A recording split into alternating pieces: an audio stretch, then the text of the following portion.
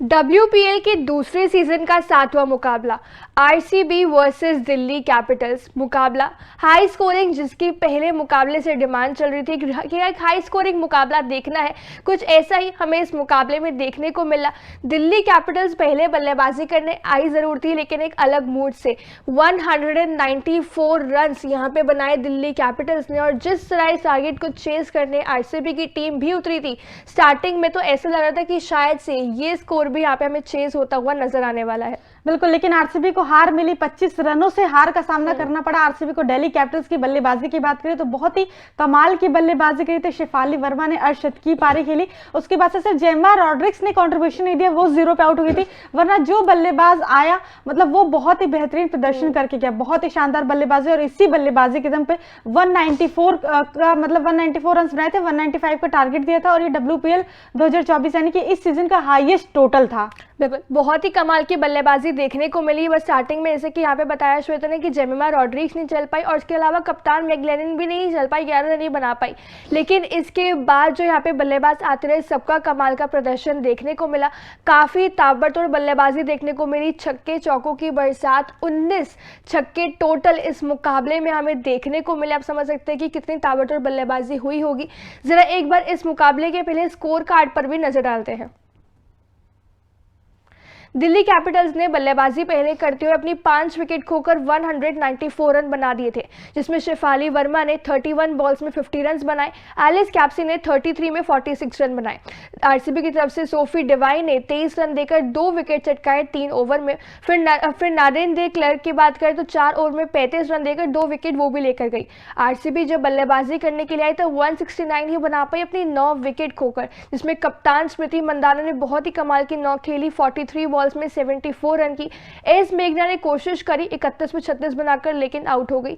गेंदबाजी में दिल्ली की तरफ से जेस जॉनसन ने 21 रन देकर 3 विकेट लिए 4 ओवर में, और मारिजन कैप ने यहाँ पे 2 विकेट लिए 35 रन देकर, और ये मुकाबला 25 रनों से जीत गई दिल्ली कैपिटल्स। तो जिस तरीके से बल्लेबाजी चल रही थी रॉयल चैलेंजर्स बेंगलोर की, एक टाइम पे ऐसा लग रहा था कि ये जो टारगेट है ये चेज हो जाएगा बड़ी ही आसानी से, क्योंकि हमने देखा कि ओपनिंग करने, मतलब कि वैसे तो एलिस पेरी आती हैं स्मृति मंदाना के साथ, लेकिन वो ओपनिंग करने नहीं आई थी। सोफी डिवाइन आई थी, उन्होंने भी मतलब ठीक ठाक पारी खेली। सोफी डिवाइन ने भी 23 रन बनाए उन्होंने, उसके बाद उनका विकेट गिर गया। उसके बाद से फिर हमने देखा कि शबिनी मेघना और स्मृति मंदाना की पार्टनरशिप बनती हुई हमें नजर आई।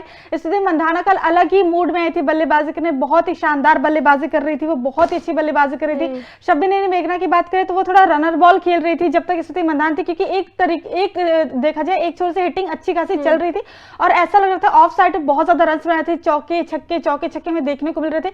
लेकिन वहां पे जैसे ही स्मृति मंदाना का विकेट गिरा, उसके बाद भी लग रहा था कि कहीं ना कहीं ये जो टारगेट है वो चेज हो जाएगा, जब तक ऋचा घोष और शबिनी मेघना बल्लेबाजी कर रही थी। ऋचा घोष ने लगातार बैक टू बैक 2 छक्के लगाए, बहुत ही शानदार बल्लेबाजी करी। लेकिन उसके बाद से मार्जन कप, उनकी हम बात करेंगे, उन्होंने स्मृति मंदाना का विकेट लिया और ऋचा घोष का भी उन्होंने विकेट लिया।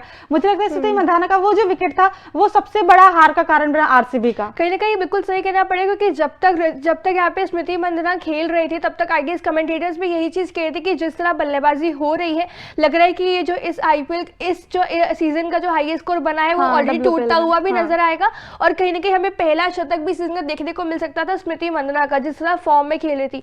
पहले ओवर में आते ही उन्होंने चौके लगाने शुरू कर दिए, फिर अगले ओवर में छक्का, मतलब ऐसे छक्के चौके लगाने शुरू कर दिए, लगातार हिटिंग कर रही थी। लेकिन जैसे ही मारिजन का पाई तब वहां पे थोड़ा सा गेम स्लो हुआ, क्योंकि उनके ओवर थोड़े से मुश्किल लग रहे थे, वहां पे रन निकालने, वहां पे बाउंड्री नहीं लग रही थी, और एंड में जाके उन्होंने ही विकेट यहाँ पे स्मृति मंदाना का चटकाया। आई डोंट नो, वो कहीं ना कहीं था कि विकेट छोड़ के हिट करने की ट्राई करती स्मृति मंदाना, वरना आई गेस उनका भी थोड़ा था कि चौका लगा लूं, लेकिन विकेट छोड़ के अगर हिट ना करती शायद से वो बोल्ड ना होती। लेकिन वहाँ पे क्लीन बोल्ड कर दिया मारिजन का आपने स्मृति मंदाना को, पूरी की पूरी विकेट्स वहाँ पे जो है छोड़ दी थी, क्या कहते हैं, बोल्ड होने के लिए स्मृति मंदाना ने। लेकिन उसके अलावा जैसे कि बात करें, ऋचा घोष आई बल्लेबाजी, क्या कहते हैं, वहाँ पे छक्के उन्होंने लगाए, फिर आपके वहाँ पे मेघना आई। लेकिन जब एक बार फॉलो विकेट्स हुआ तब 30 कुछ रन पे, आखिरी के 5 ओवर में सिर्फ 30 रन कुछ कुछ बना पाई थी वहाँ पे आरसीबी, और अपनी 7 विकेट खो दी थी, जहाँ पे दिल्ली की टीम ने आखिरी के 5 ओवर्स में 70 कुछ रन बनाए थे, 71 आई गेस, और सिर्फ अपनी एक ही विकेट खोया था। वहाँ पे आखिरी 5 ओवर्स में आरसीबी ने 7 विकेट खो दिए थे।